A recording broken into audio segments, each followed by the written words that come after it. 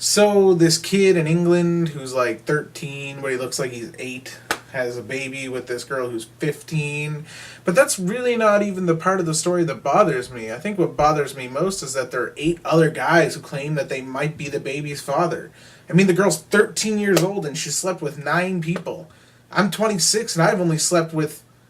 Anyway, I just think there should be some sort of system put in place where you're not allowed to have sex again until somebody else catches up. I mean, at 13, you should only be allowed to have so much sex anyway. I'm all for sexual exploration at a young age. I don't think we should grow up in a puritanical society.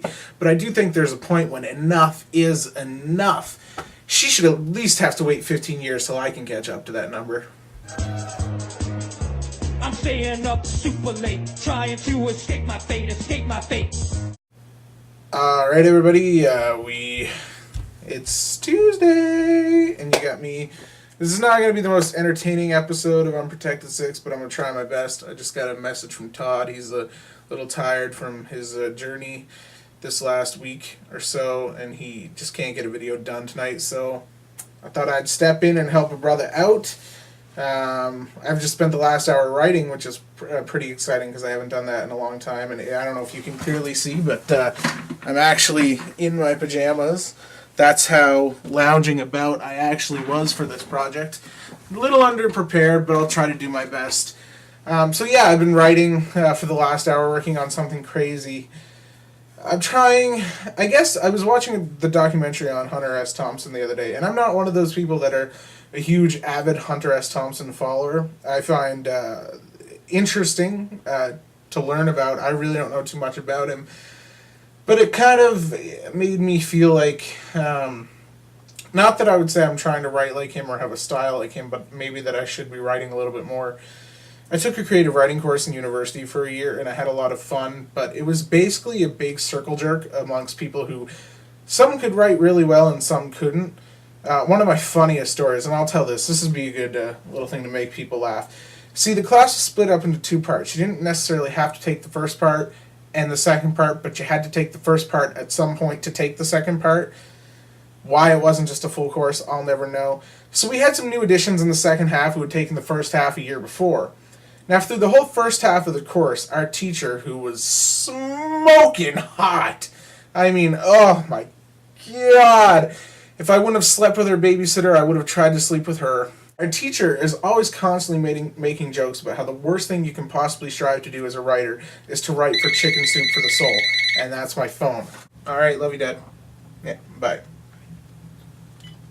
That was my dad. So, as I was saying, our creative writing teacher used to tell us, I'm switching positions because, you know, I looked a little Jabba the Hutt kind of laid out like this. So I'm gonna come back here and hit you this way.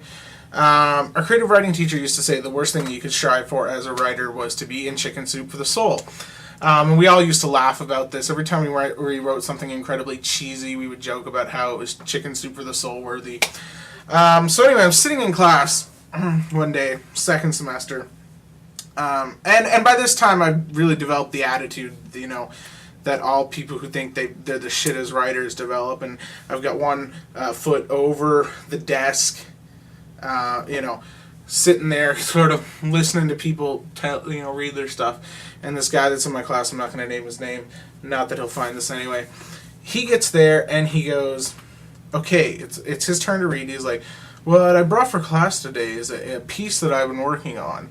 I submitted it once for publication, but it got rejected, so I would just like to get some pointers. Maybe I could submit it again. And the professor asked what it was. He's like, it's a story about my depression that I wrote for Chicken Soup for the Soul. And as soon as he said that, I just looked at some of my friends in the class, and we were just like, and we looked at the professor, and she was trying so hard to hold it in. I just put my hand up and said, excuse me, I gotta leave the classroom, left the classroom, laughed my ass off, walked outside, had a smoke, and came back because there was no way I was listening to that trite crap. So Rob asked us what some of our guilty pleasure movies were that we owned. Well, I'm kind of a movie snob. I did study a lot of film in school, and I want to be a filmmaker. So I do like a lot of things that are art films that other people don't like or don't have the patience to sit through. However, that being said, I do have a ton of guilty pleasure stuff.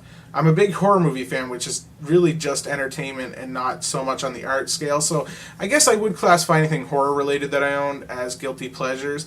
But that's a little too obvious. I'm going to share some of my real guilty pleasures with you. I have a tendency of buying movies that have an actress in them that I am attracted to, no matter what the quality of the movie is.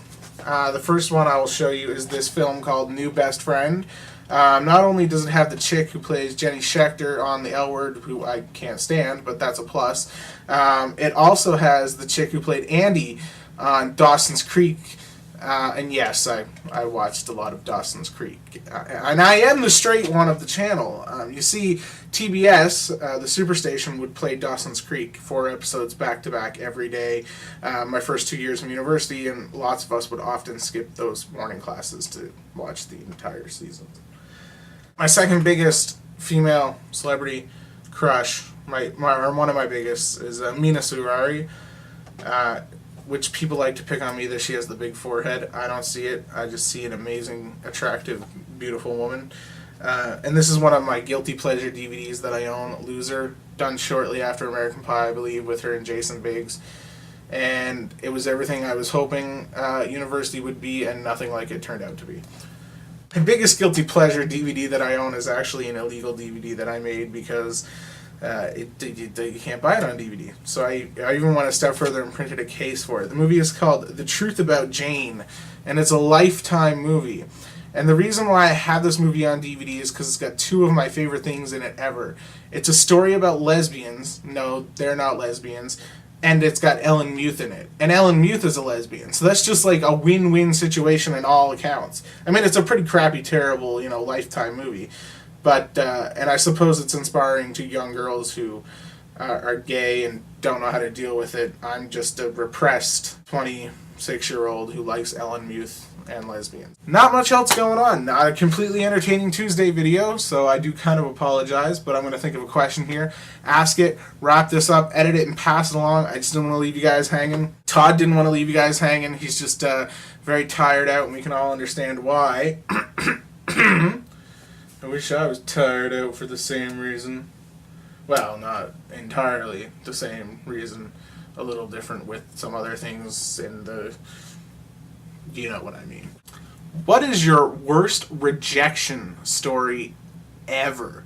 Now, I've had a lot of rejection in my life, and I mean rejection from someone you wanted to go out with. I would just have to say, without going into much detail, the funniest thing I've ever had happen when I asked a girl out was when I asked her if she wanted to go to dinner, and she said, what, with friends? It just makes me laugh. It's one of those stories that still makes me laugh because she knew damn well what I was talking about.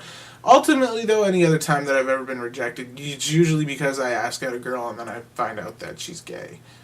And I know some people are like, that's probably an excuse. She just doesn't want to go out with you, but...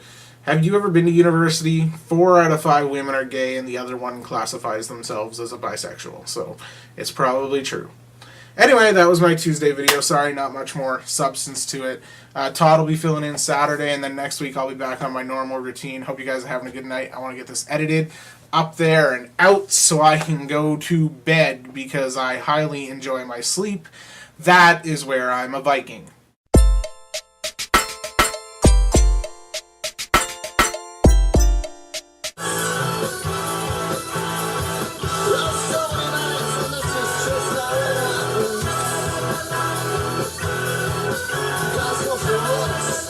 Let's go for status.